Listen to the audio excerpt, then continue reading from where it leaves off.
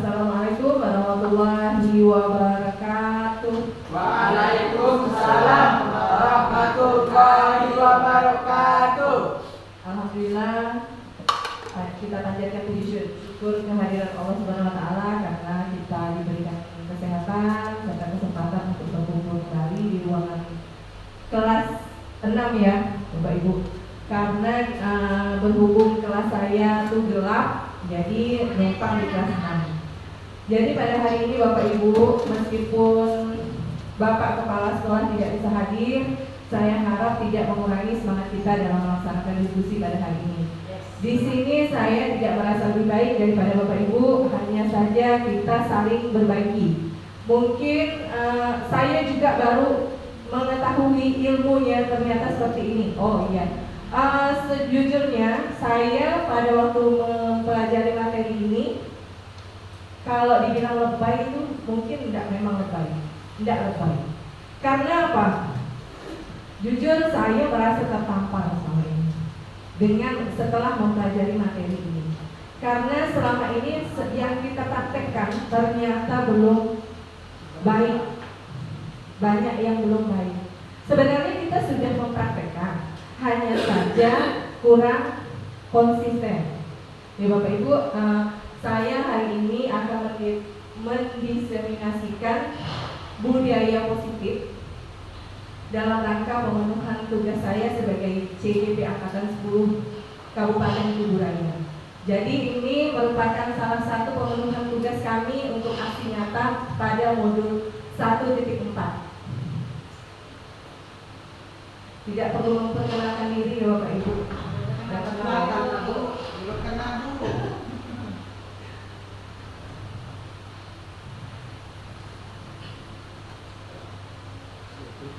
Nah, adapun tujuan kegiatan kita pada hari ini yaitu Bapak Ibu nanti kita sama-sama belajar tentang bagaimana budaya positif. Yang kedua, bagaimana itu teori kontrol. Sudah benar kan saya nyebutnya? Teori kontrol, ya benar. Yang ketiga, kebutuhan dasar manusia. Yang keempat, motivasi perilaku manusia. Yang kelima, hukuman, konsekuensi, dan restitusi. Bapak Ibu pernah dengar kata-kata seperti ini? Restitusi belum ya? Restitusi belum. Yang keenam, 5 posisi kontrol. Yang ketujuh, segitiga restitusi. Nah, nanti kita akan belajar sama-sama tentang bagaimana praktik budaya positif di sekolah serta 6 poin yang di bawahnya nanti.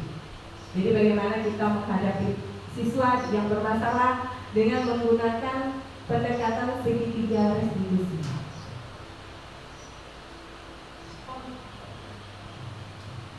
Nah, ada pun kesepakatan kelas kita pada hari ini.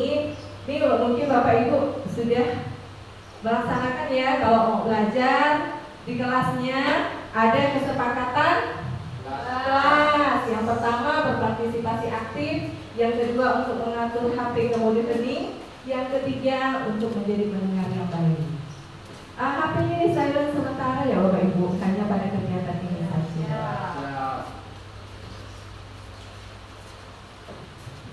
Sebelumnya saya ucapkan terima kasih atas waktu yang diberikan, yang ikhlas ya Bapak Ibu, semoga ikhlas ya.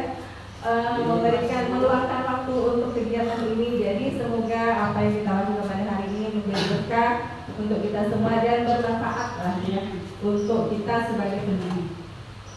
Sebelumnya saya mau cek ombak dulu. Cek ombak. Saya mau lihat semangatnya masih seperti pagi hari atau tidak. Kalau saya bilang cek sound, Bapak Ibu jawabnya ha, gitu bisa? Bisa? Ayo, kita mulai ya. Cek sound, ha. Terima kasih. Alhamdulillah semangatnya masih membara, menyala ya. Nah, Bapak Ibu kita masuk kepada materi. Apa itu budaya positif dan sudahkah kita menerapkannya? Bapak Ibu pernah mendengar kata budaya positif? Pernah. Apa Bapak Ibu? kira-kira? Kebiasaan yang baik. Kebiasaan yang baik, Bu Nela bilang. Terus ada lagi? Kebiasaan. Pembiasaan. Yuk kita lihat sama-sama. Sudah yang kita menerapkannya? Ya. Sudah, yang pastinya sudah Bapak Ibu. Sudah. Iya benar. Nah, di sini budaya positif di sekolah merupakan nilai-nilai atau kebiasaan-kebiasaan di sekolah yang berpihak pada murid agar mereka berkembang menjadi pribadi yang memiliki karakter seperti yang diharapkan dan bertanggung jawab. Nah, kurang lebih seperti pemahaman kita selama ini ya, memang kebiasaan atau budaya positif selalu kita tanamkan kepada murid kita agar mereka memiliki karakter yang seperti apa Bapak Ibu? Karakter yang baik, terutama apa kalau Kurmer? Sesuai dengan profil pelajar Pancasila. Nah seperti itu. Kenapa saya katakan seperti itu? Karena di dalam profil pelajar Pancasila itu sudah memuat semuanya. Karakter baik semua tercakup di situ. Lanjut ya. Nah, Ki Hajar Dewantara mengatakan, pendidikan adalah menuntut segala kodrat yang ada pada anak agar mereka dapat mencapai keselamatan dan kebahagiaan yang setinggi-tingginya baik sebagai manusia maupun sebagai anggota masyarakat. Pendidik hanya menuntun Bapak Ibu. Jadi jangan kita berharap anak kita berhasil, bukan karena kita, bukan. Kita hanya menuntun, mengarahkan sebagai fasilitator dalam pembelajaran. Ya, kita tidak bisa memperbaiki dasarnya, tetapi mengarahkan, memperbaiki lampunya. Kita hanya bisa itu. Nah, perubahan paradigma untuk membangun budaya positif, sekolah perlu menyediakan lingkungan yang positif. Ya, mas akal ya. Kalau positif semua, hasilnya insya Allah juga positif. Yang kedua, aman dan nyaman agar murid-murid mampu berpikir, bertindak dan mencipta, mandiri serta bertanggung jawab. Yang kedua, lazimnya disiplin dikaitkan dengan kontrol guru dalam menghadapi murid. Nah ini lingkarannya. Jika sudah ada, sebenarnya ya berawal dari mana ya Bapak Ibu kalau kita mau menerapkan budaya positif? Berawal dari mana lingkungannya kecil? Di dalam kelas. Nah, jika di dalam kelas kita buat keyakinan kelas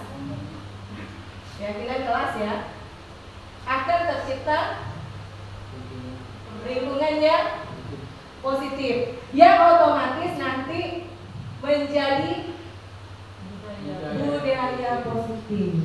Nah, usahakan Bapak Ibu kalau bisa buatlah kesepakatan kelas atau keyakinan kelas di setiap kelas. Kalau bisa buatnya sama-sama dengan murid. Apa maunya mereka? Jadi mereka apa? Termotivasi secara intrinsik. Tidak kita paksa. Mereka patuh sendiri dengan aturan tersebut, dengan kesepakatan tersebut. Kalau kita yang buat, kesannya apa? Terpaksa ya Bapak Ibu? Terpaksa. Tidak dari dia. Jadi kesepakatan bersama. Kalau bisa yang kelas tinggi juga bisa nih membuat, suruh dia menuliskan, membuat dalam bentuk poster atau apa, dipajang di kelas. Nah, itu untuk menjadi acuan perilakunya. Salah atau tidak, dia tahu nanti. Oh iya, perilaku saya salah. Karena kesepakatan kelas kita seperti ini. Gitu.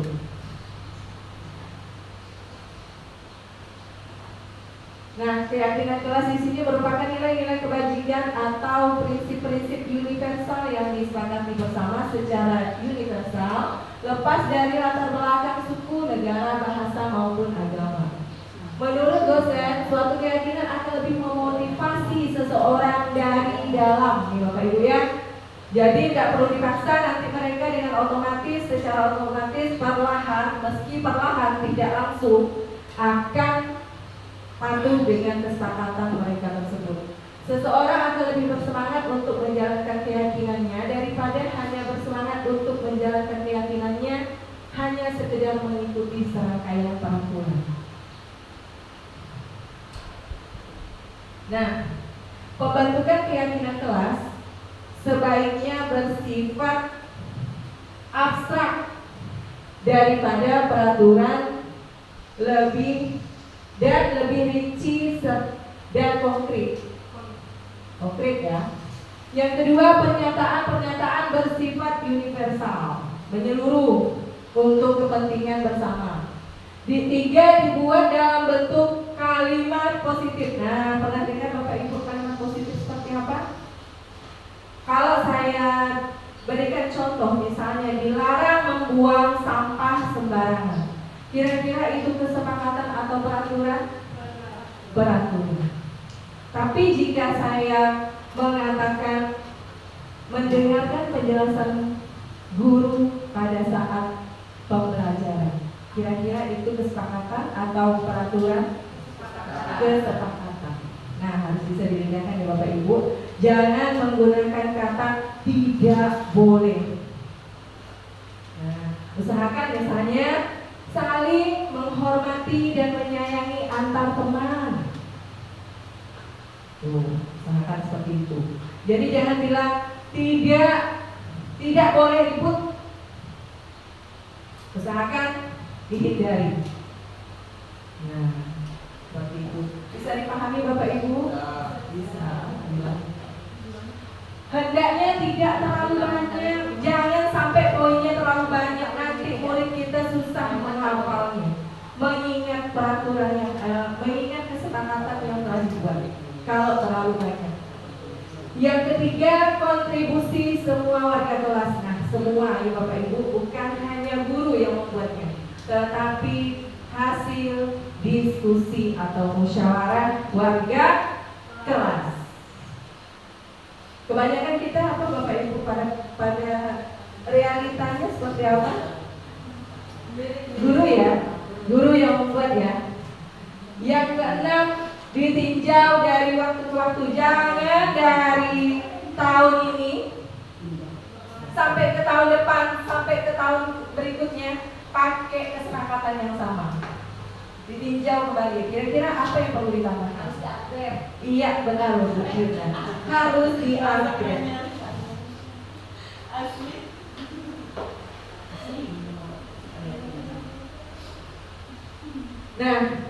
Nah, di sini Bapak Ibu,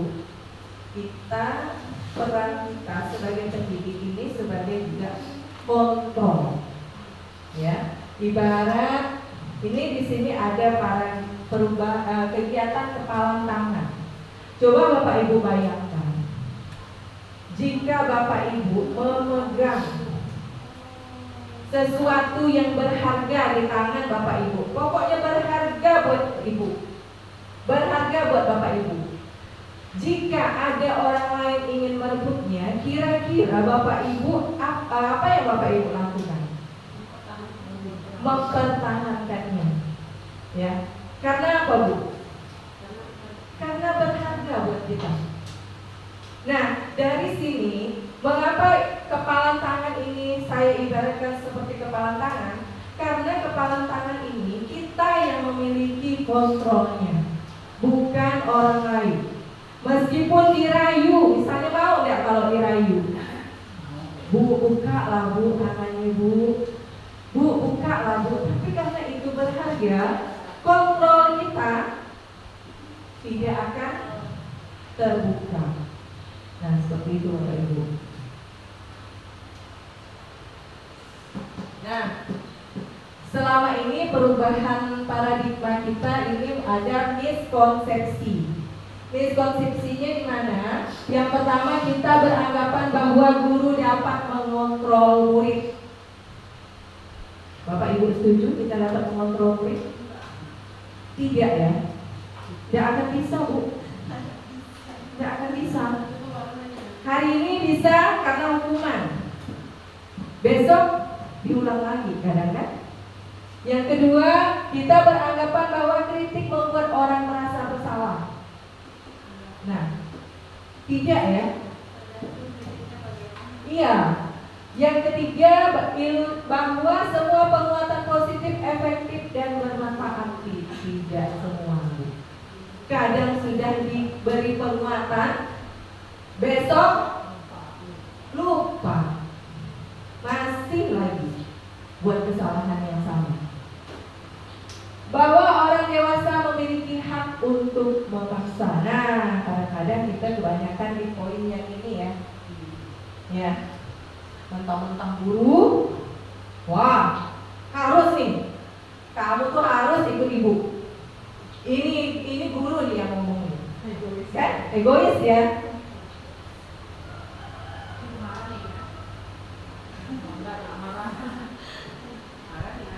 Nah, jadi Bapak Ibu, yang dulu kita memakai stimulus respon, ya, stimulus respon.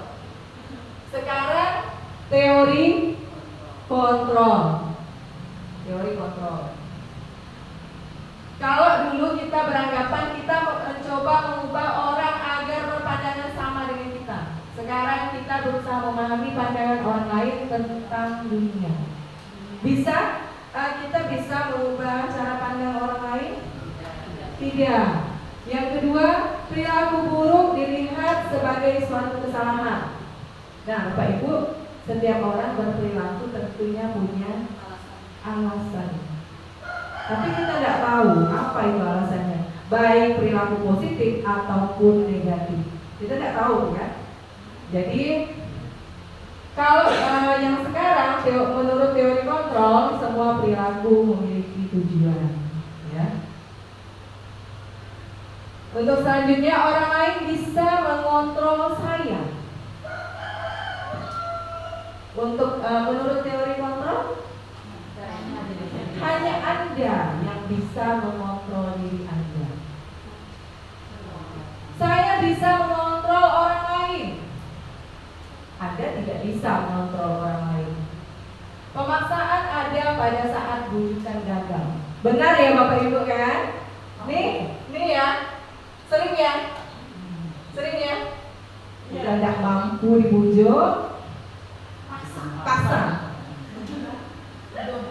Ya, didobrak. Sedangkan di teori kontrol, kolaborasi dan konsensus menciptakan pilihan-pilihan baru. Anak-anak disuruh memilih bagaimana sebaiknya agar kamu tidak misalnya melakukan kesalahan. Bagaimana sebaiknya agar kamu tidak apa?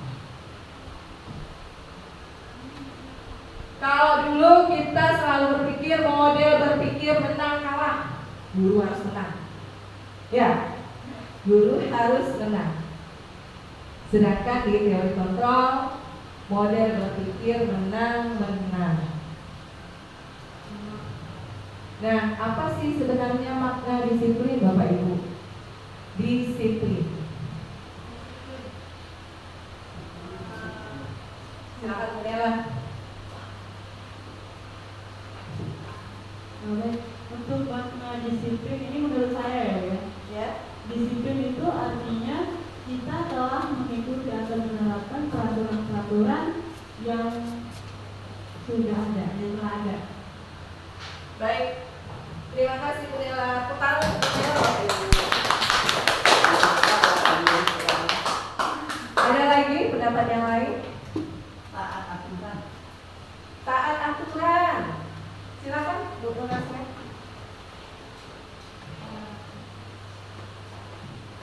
Menurut saya disiplin itu yang seperti yang katakan tadi taat pada aturan yang telah disepakati bersama. Ya. Ya, terima kasih Bu Nurasia dan Ibu Sanina. Kurang lebih ya pendapatnya ya. Kita cek ya. Nah, Sebenarnya Bu, Bapak Ibu, saya sebelum belajar ini juga memikirnya seperti itu, pikirannya sama. Taat pada aturan itu namanya disiplin. Ternyata disiplin itu berasal dari bahasa Latin disiplina, yang artinya belajar. Ya, Bapak Ibu, belajar. Makna asal dari kata ini berkonotasi dengan disiplin diri dari murid-murid.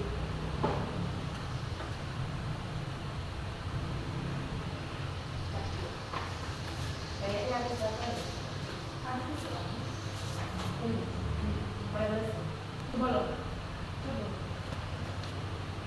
Nah, disiplin membuat orang menggali potensinya menuju sebuah tujuan, yaitu apa yang dia hargai. Selanjutnya, namun dalam budaya kita, makna disiplin telah berubah menjadi sesuatu yang dilakukan seseorang pada orang lain untuk mendapatkan kepatuhan, ya kurang lebih dari tadi ya. Peraturan, taat pada peraturan nih. Kecenderungan umum adalah menghubungkan kata disiplin dengan ketidaknyamanan, bukan dengan apa yang kita hargai atau pencapaian suatu tujuan mulia.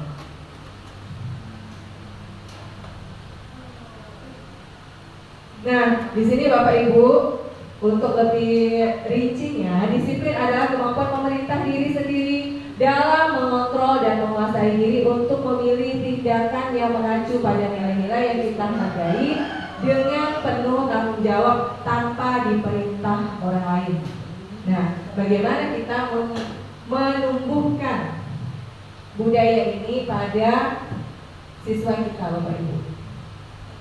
Bagaimana kita membentuk mereka menjadi pribadi yang bertanggung jawab tanpa diperintah orang lain? Ini tugas kita nih. Nah, di sini kadang-kadang kita juga terpengaruh. Ini saya rasa Bapak Ibu pernah dengar ya tentang hukuman. Kadang-kadang kita kalau mau siswa disiplin, kita memberikan hukuman. Yang kedua, konsekuensi. Yang ketiga, restitusi. Nah, sekarang Bapak Ibu, kalau untuk hukuman, contohnya seperti apa? Jika saya berikan kasus, jika dalam kelas Bapak Ibu ada anak yang tidak mengerjakan PR, hukuman seperti apa yang Bapak Ibu berikan? Biasa apa Bapak Ibu? Mencatat Buku sampai habis. 100 kali, Saya berjanji. Baru mengerjakan di lapangan. membuat perjanjian. Kadang ada juga yang menulis di lapangan, dijemur. Sekarang apa pengaruhnya tidak nulis? Apa pengaruhnya tidak menulis dengan menulis di lapangan? Nulis di bawah selamat di lapangan cepat. Oh iya, menulis di kelas lebih lama. Ada tugas di bawah selamat di lapangan selesai. Oh iya. Udah habis. Sekarang kalau kita lihat dari hasilnya untuk apa? Hanya berupa apa? Efek jerah. Apakah untuk jangka panjang? Tidak. Kadang ulang lagi. Ya? Nah, sesuatu yang menyakitkan harus terjadi. Tak buat PR, sit up, push up. Itu hukuman Bapak Ibu. Kalau konsekuensi, sesuatu harus terjadi. Sedangkan restitusi merupakan pilihan. Kamu maunya gimana?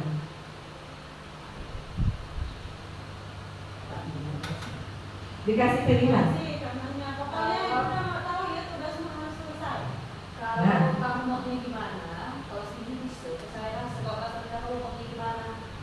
Ngomong, Ini mau kemana tuh kan? Bisa Bu, kalau kita coba. Kita kan belum mencoba. Kalau saya sih tuh. Kalau kita coba, insya Allah bisa. Oh ya udah. Yang kedua, tidak nyaman untuk murid untuk jangka panjang. Pasti ujung-ujungnya apa? Gurunya dibenci. Ibu ini. Kadang ada yang anak yang tidak mengerjakan PR takut untuk masuk. Karena apa? Adanya hukuman. Karena mereka tuh lupa mungkin apa itu. Nah, Sebenarnya seperti dulu itu. alasannya apa? Kita harus tahu ada latar belakang anak. Iya. Beda-beda anak tuh beda-beda latar belakang. Benar Bu. Yang kedua, tidak nyaman untuk murid. Kalau konsekuensi, tidak nyaman untuk murid anak untuk jangka waktu pendek. Yang restitusi menguatkan untuk murid anak dalam jangka waktu yang panjang. Korban, kalau hukuman korban mendapatkan keadilan, korban bisa diabaikan. Oh, konsekuensi biasanya apa nih contohnya Bapak Ibu? Konsekuensi. Jika anak ada yang datang terlambat, misalnya ketinggalan 15 menit, konsekuensinya berupa apa? Mengikuti pulang lebih telat 15 menit juga. Itu merupakan konsekuensi. Tapi kalau hukuman berdiri, angkat kaki satu, itu hukuman. Tuh. Ya, tidak boleh masuk. Murid anak kalau menggunakan restitusi, murid anak akan mendapatkan penguatan. Untuk hukuman, perilaku agresif akan meningkat. Asik agresif akan meningkat. Sedangkan pada konsekuensi, penguatan hanya bertahan dalam jangka waktu pendek. Sedangkan restitusi, masalah akan terpecahkan. Kira-kira Bapak Ibu dari ketiga ini, yang mana kira-kira yang lebih baik untuk digunakan? Restitusi, ya.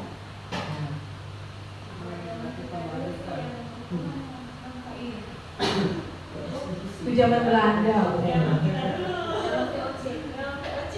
Nah, selanjutnya Bapak Ibu, untuk hukuman berlaku hanya pada sebuah institusi, tidak berlanjut pada kehidupan nyata. Benar tidak? Benar.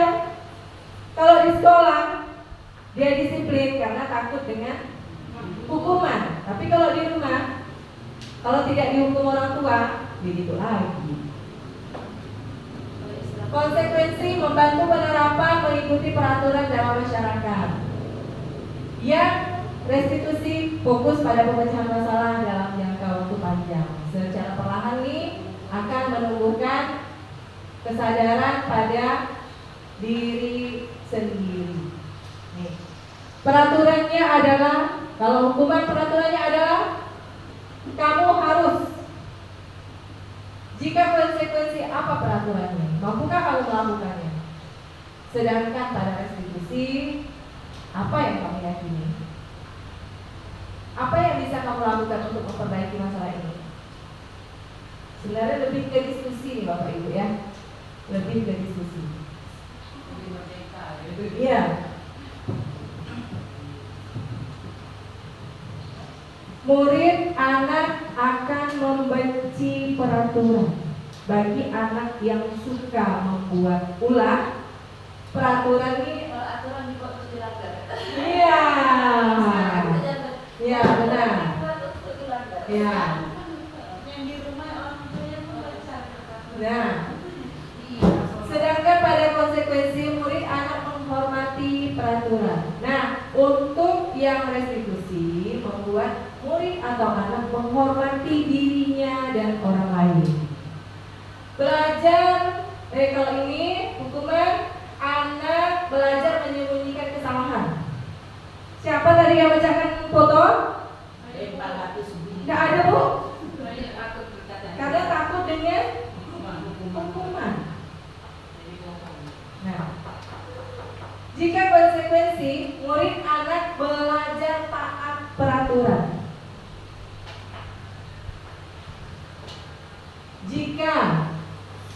pada restitusi, murid anak belajar memecahkan masalah. Mencoba mengontrol anak dengan penguatan negatif, membayar impas kesalahan. Nah, Bapak Ibu, terkadang kita dilema nih ya. Dilemanya di mana nih? Dikasih hukuman ringan, diulang lagi, dikasih hukuman berat, kena HAM. Melanggar HAM.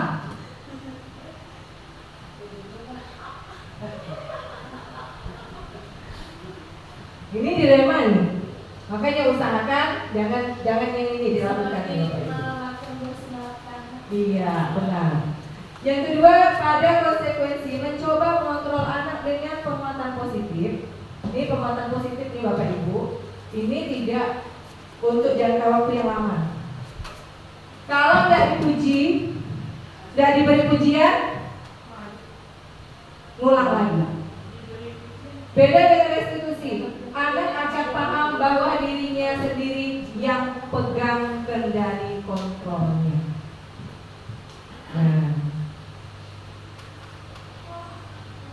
Nah, lepas dari itu perlu kita ingat juga bahwa motivasi atau perilaku manusia semuanya memiliki perilaku manusia itu memiliki motivasi atau tujuan. Contoh, Bu Nurasia datangnya tak pernah telat ke sekolah.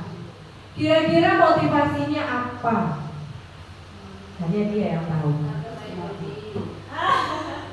Naik gaji. Terus apa lagi? Bisa alternatif jawabannya banyak kan? Banyak, ya? Minta pujian.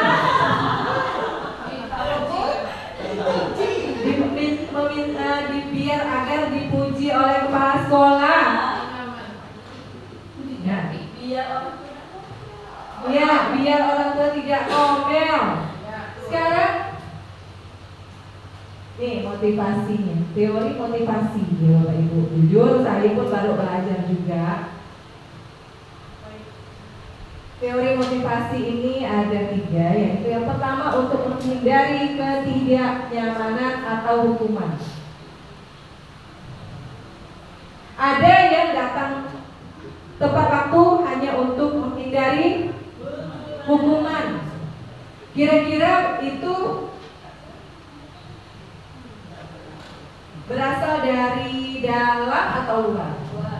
Dari luar, hanya karena tujuannya takut dengan hukuman. Yang kedua, untuk mendapatkan ini nih Bapak Ibu, ini level terendah dari motivasi manusia.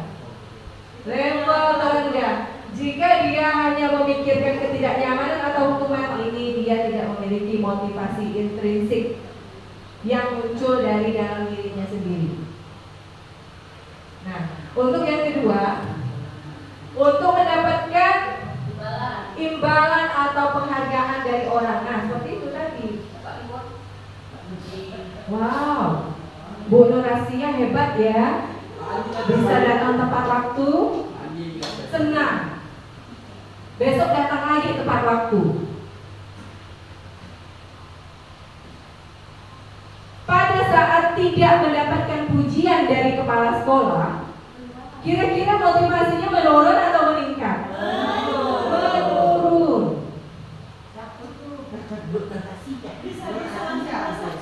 Ya, karena hanya motivasinya untuk mendapatkan imbalan. Iya. Iya. Misalnya.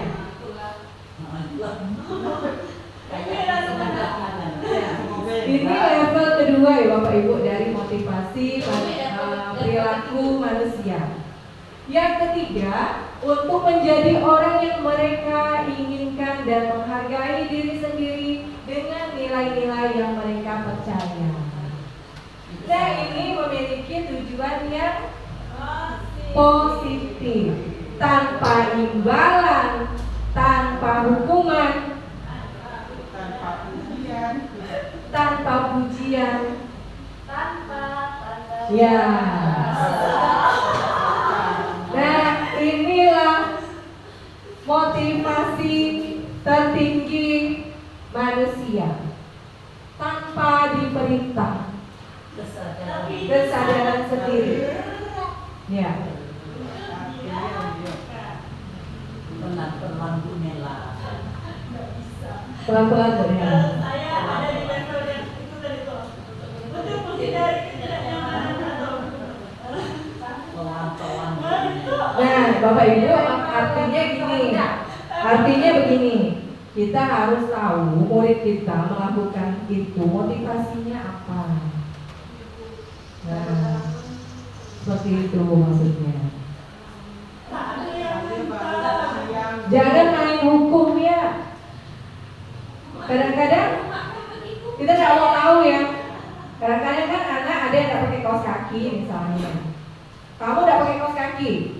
Pokoknya kamu berjalan dari mengelilingi lapangan 10 kali tanpa alas kaki. Nah, itu seperti itu. Tanpa tahu alasan mereka. Kenapa mereka tidak pakai kaos kaki? Oh, ada yang bilang, Bu, kaos kaki saya sobek, mama saya belum beli. Mau gimana, Bapak Ibu? Kira-kira kesalahan itu dari anak atau dari luar? Dari luar.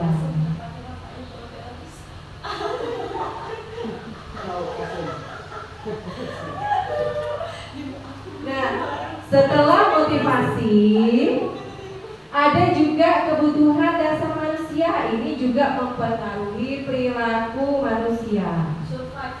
Iya, benar Bu Firda. Yang pertama yaitu kebutuhan untuk bertahan hidup. Bertahan hidup. Nah, seperti apa Bu, Bapak Ibu? Contohnya? Mencari nafkah. Mencari nafkah. Gimana Bapak Ibu? Makan, minum. Menyesuaikan diri dengan Lingkungan. menyesuaikan diri dengan habitat.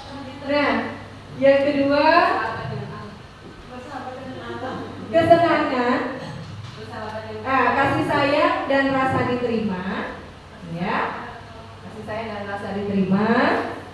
Yang ketiga,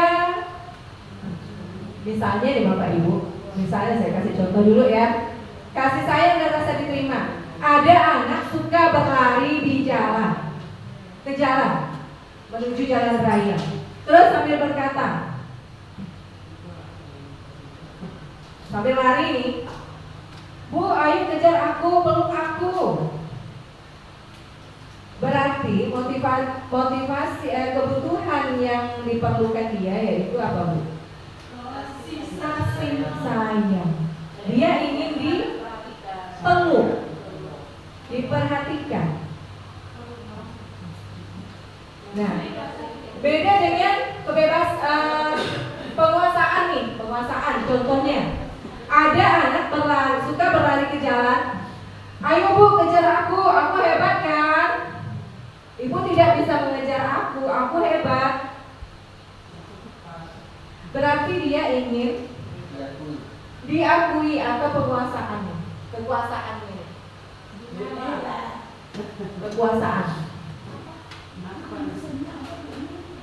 Nah, banyak ya Bapak Ibu ya. Terus kesenangan, Bu, aku bosan belajar matematika, belajar bahasa aja. Kan? Artinya apa? Lebih ke kesenangan.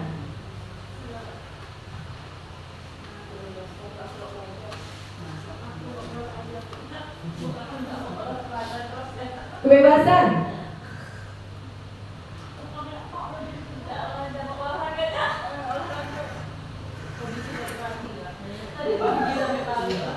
Ya, olahraga terus ya dari pagi sampai pulang. Yuk, kita lanjut ya Bapak Ibu. Di sini ada kasus Ibu Nela, guru kelas 3 di SD Gembira, sedang bingung menghadapi ulah salah satu muridnya yaitu Andika. Beberapa anak telah datang dan mengeluhkan Andika yang seringkali meminta makan siang mereka dengan paksa. Jika menghadapi situasi seperti Ibu Nela, apa yang akan Anda lakukan? Nah, di sini tugas Bapak Ibu berdiskusi dengan teman sebelahnya. Jika jawaban Andi itu lapar dan orang tuanya tidak membawakannya makanan, itu termasuk ke dalam kebutuhan apa? Nah, silakan berdiskusi. Iya, 5 poin. Jika ia senang Bu, karena teman-temanku memperhatikan aku, kira-kira kebutuhan yang mana? Merasa hebat karena temannya jadi takut dan menuruti keinginannya. Nah, silakan Bapak Ibu berdiskusi dengan teman sebangkunya.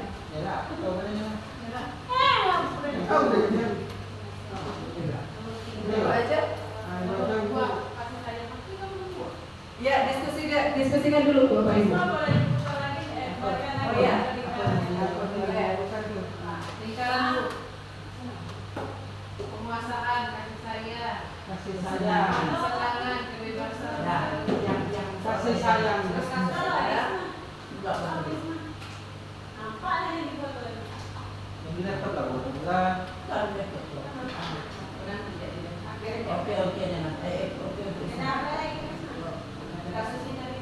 Ada nampak Bu? Coba yang tadi yang masuk ada. Yang itu ya jawaban. Lapar dan kasih sayang mendapatkan makanan. Merasa tenang nyaman, merasa hebat dan tenang dari takut itu. Nomor 3 itu adalah merasa bosan dengan bekal yang Dipilih satu Bu. satu-satu. Nomor 1 apa kasih sayang? Bukan. Nomor 2 yang kasih sayang. Nomor 1 apa namanya? Nonton nggak? Kenapa Bu? Maksudnya melihat sharing, senang dalam penelitian.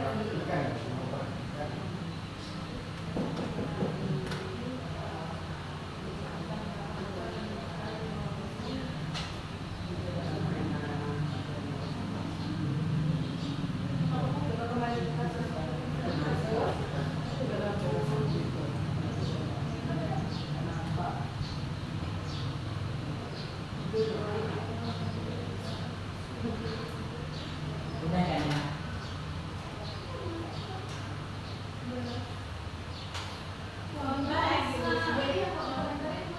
Lapar tuh yang nomor 1 itu bagian apa? Jika ia lapar dan orang tuanya tidak membawakannya bekal makanan, termasuk dalam kebutuhan apa? Jika perilakunya seperti itu, berarti ia membutuhkan apa? Kalau yang nomor 2 itu kasih sayang nggak pasti. Itu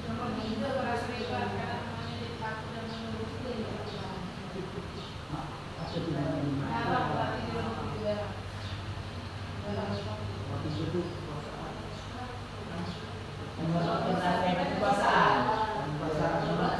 Ya Bapak Ibu ya.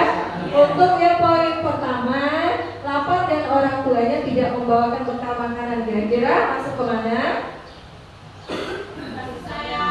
Masuk ke kasih sayang. Kenapa sih ibu tidak membawakan aku makanan sehingga aku berperilaku seperti ini?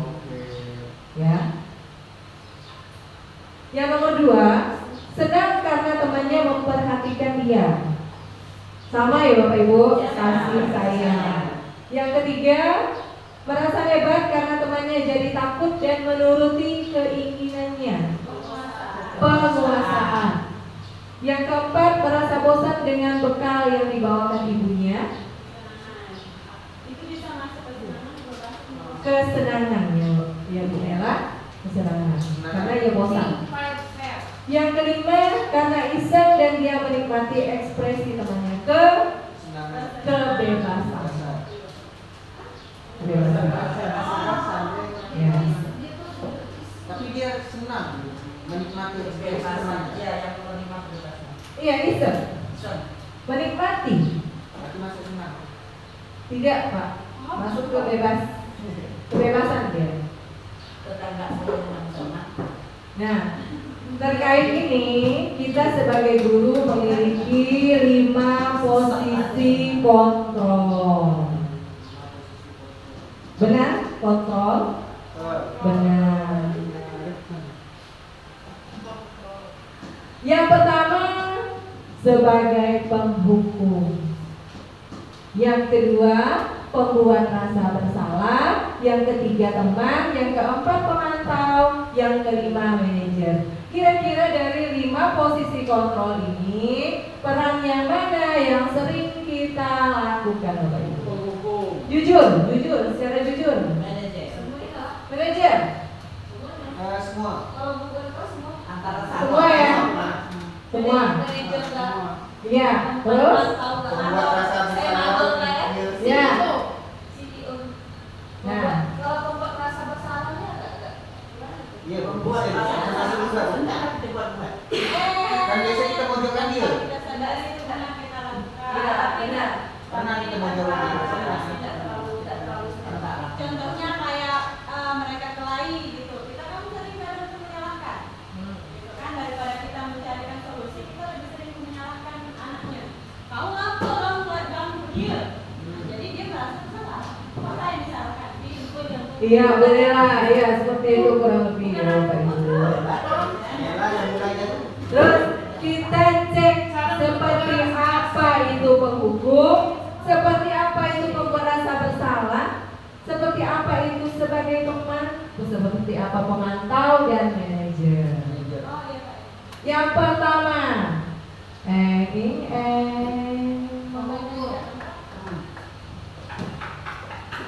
penghukum. Nada suara tinggi, bahasa tubuh, mata melotot, Mati telang. dan jari-jari menunjuk Pas, tegak. Sekarang Bapak Ibu bisa refleksi. Kira-kira apa peran kita di situ? Kira-kira ya. Usahakan hindari perilaku posisi kontrol yang ini. Ya, hindari Bapak Ibu. Misalnya terlambat lagi, pasti terlambat lagi, selalu datang terlambat. Kapan bisa datang tepat waktu? Hasilnya ini menurut penelitian ya Bapak Ibu. Hasilnya kemungkinan murid marah dan mendendam atau bersifat agresif. Nah, seperti itu. Yang kedua, pembuat rasa bersalah. Nada suara memelas. Bahasa tubuh merapat pada anak lesu. Adik, kamu ini bagaimana ya? Kamu kan sudah berjanji dengan saya tidak akan terlambat lagi. Kamu kenapa ya seringkali mengecewakan ibu? Ibu benar-benar kecewa. Hasilnya, murid akan merasa bersalah, merasa menjadi orang yang gagal dan tidak sanggup membahagiakan orang lain. Pada kasus nilai ini misalnya, Bapak Ibu, tidak buat PR. Kenapa sih tidak buat PR? Ibu kan sudah ingatkan.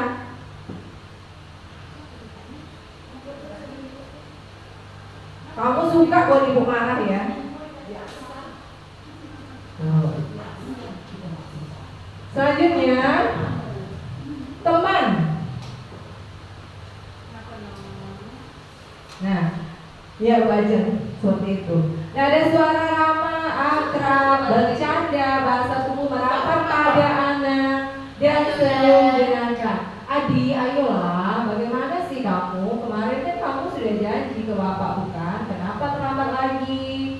Sambil tertawa ringan. Hebat ya kok guru akhirnya seperti ini ya. Ada Pak Andi dulu. Malah jadi asal BPM. Murid hasilnya, murid merasa senang dan akrab. Namun bila ada masalah, dia merasa bisa mengandalkan guru tersebut untuk membantunya. Nah, ya Bapak Ibu, usahakan untuk ketiga ini diperbaiki, dicoba. Kita coba sama-sama mencoba.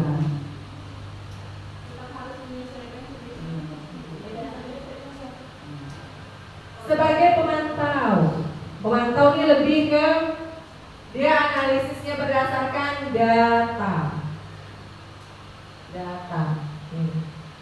Nada suara datar, bahasa tubuh formal. Adi, kamu sudah mengerti konsekuensi yang harus dilakukan bila terlambat. Apakah kamu mengetahui apa yang harus dilakukan ketika tidak mengikuti pelajaran saya dengan baik? Nih ujung-ujungnya ke nilai nih. Kenilai. Iya. Merancang masalah, itu dalam desainer. Itu dalam tidak boleh. Hasilnya, murid memahami konsekuensi yang harus dijalankan karena telah melanggar salah satu peraturan sekolah atau kelas. Guru tidak menunjukkan suatu emosi yang berlebihan. Yang paling parah tadi posisi apa, Bu? Penghukum. Kalau lagi datang bulan mesti suka kamu. Tergantung sikap bisa jadi. Nah, yang terakhir yaitu posisi manajer. Nada suara tulus, dipanggil anaknya ngomong apa? Mata. Bahasa tubuh tidak kaku, akrab ya. Jadi kamu terlambat. Kira-kira bagaimana kamu akan memperbaiki masalah ini? Baik, itu bisa dilakukan. Apakah besok akan ada masalah untuk kamu agar bisa hadir tepat waktu ke sekolah? Baik, saya hargai usahamu untuk memperbaiki diri. Hasilnya, murid akan diingatkan untuk tanggung jawabnya serta mencari jalan keluar permasalahannya, tentulah dengan bimbingan guru tanpa kekerasan. Sebenarnya apa yang ada di poin ini sudah kita laksanakan ya Bapak Ibu. Sudah kita laksanakan. Hanya kita tidak mengetahui ini namanya posisi kontrol sebagai manajer. Ya.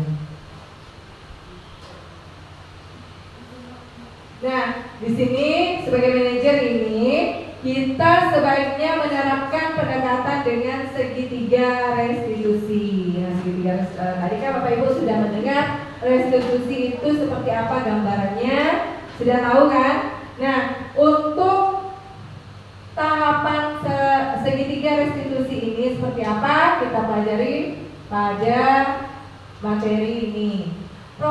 Segitiga restitusi merupakan proses menciptakan kondisi bagi murid untuk memperbaiki kesalahan mereka sehingga mereka bisa kembali pada kelompok mereka dengan karakter yang lebih kuat. Tanpa hukuman insya Allah bisa Bapak Ibu. Insya Allah bisa. Melalui restitusi, guru dapat membantu murid menjadi lebih baik, lebih memiliki tujuan disiplin positif serta memulihkan dirinya setelah berbuat salah. Yang kedua, membantu murid untuk jujur pada diri sendiri dan mengevaluasi dampak dari kesalahan yang dilakukan. Yang ketiga, memberikan penawaran, bukan paksaan. Ini tahapan dari segitiga restitusi. Yang pertama, menstabilkan identitas. Nah, seperti apa? Contohnya, halo Ajeng, apa kabar? Ibu dengar kamu berkelahi ya sama teman sebangkumu. Ya Bu. Ya, dari situ ya. Terus, validasi tindakan yang salah. Menurut kamu, apakah itu benar? Kami tak salah bu, kata dia. Ya, seperti itu ya. Nah, kan? Kita validasi dulu. Menurut kamu itu benar? Nah, ibu juga paham. Ibu pernah kok dalam posisi kamu.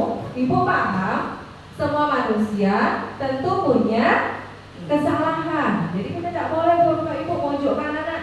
Ibu tuh pernah dulu gitu, tapi enggak ibu seperti itu. Harus dikasih penguatan ke anak. Ibu pernah seperti itu, tapi ibu wajar kalau kamu seperti itu. Ibu harap ibu maklumi kalau kamu perilakumu seperti itu. Nah, yang ketiga, menanyakan keyakinan kelas. Kamu tahu keyakinan kelas kita? Tahu bu, pasti jawabnya seperti itu. Terus kamu tahu telah melanggar keyakinan kelas kita? Ya, yang mana? Nanti mereka menyebutkan. Otomatis apa Bapak Ibu? Sadar tidak dia? Sadar kan dia? Sadar bahwa dia telah melanggar kesepakatan yang sudah dibuat. Nah, seperti itu langkah-langkahnya ya Bapak Ibu untuk segitiga restitusi. Nah, untuk refleksi, mungkin kegiatan kita pada hari ini sampai di sini. Terima kasih atas partisipasi Bapak Ibu. Semoga kita pulang dalam keadaan sehat sampai rumah. Dan terima kasih yang sebesar-besarnya saya ucapkan kepada teman-teman yang sudah berpartisipasi hingga siang ini. Insyaallah semoga amal Bapak Ibu dibalas oleh Allah Subhanahu wa taala. Terus untuk refleksi saya minta Bapak Ibu nanti menuliskan di sticky note 3 hal baru yang didapatkan dari diseminasi ini, 2 hal yang ingin dipelajari, 1 hal yang berkesan selama diseminasi. Nah, mungkin sampai sekian, sampai di sini dulu pertemuan kita hari ini. Saya akhiri, wabillahi